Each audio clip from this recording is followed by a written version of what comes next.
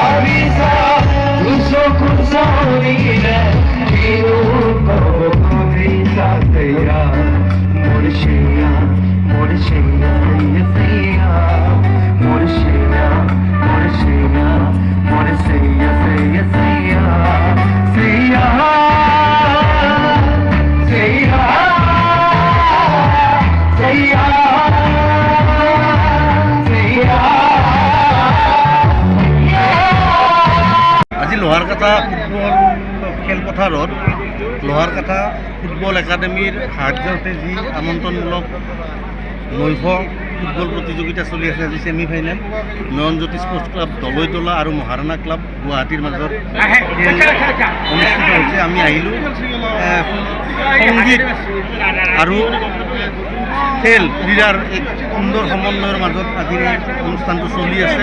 আমি নিজেও অভিভূত হৈছোঁ, আনন্দিত হৈছোঁ। আমাৰ জিতুল জুমনে সংগীত পৰিৱেশন কৰিলে, ৰাইজ আপ্লুত হ'ল। আমি লোহাৰকাঠা যুৱ সংঘ, লোহাৰকাঠা ফুটবল একাডেমীক ধন্যবাদ জ্ঞাপন কৰিছোঁ আমাক এই খেলখনৰ লগত জড়িত কৰোৱাৰ কাৰণে। হয়, এই মুহূৰ্তত ৰাস চলি আছে। শ্ৰীকৃষ্ণৰ যিটো ৰাসলীলা সমগ্ৰ অসমত চলি আছে। ৰাসৰ আনন্দটো মতলীয়া হৈ আছে। এটাই কথা, যৌৱনৰ যি উদ্দীপ্ত সময়, এই সময়খিনিত খেলৰ জৰিয়তে এলাহ অনীহা পৰিহাৰ কৰি আমাৰ যুৱকসকল যাতে নিজৰ কৰ্মত আগবাঢ়ি যাব পাৰে, তাৰ কাৰণে খেলৰো প্ৰয়োজন আছে। ইফালে আমাৰ সংস্কৃতি ধৰি ৰখাৰ কাৰণে ৰাসৰো প্ৰয়োজন আছে।